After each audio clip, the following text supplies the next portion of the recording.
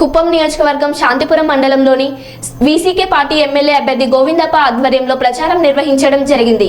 ఈ కార్యక్రమంలో పాల్గొన్న వీసీకే పార్టీ ప్రధాన కార్యదర్శి పీటీఎం శివప్రసాద్, పీసీకే పార్టీ అధికార ప్రతినిధి గణపతి రెడ్డప్ప, జిల్లా అధ్యక్షులు బాలకృష్ణ, బాస్ అధికార ప్రతినిధి కుమార్, పలమనేరు ఎమ్మెల్యే అభ్యర్థి వినోద్ కుమార్ పాల్గొని గడప గడపకు ప్రచారం నిర్వహించారు.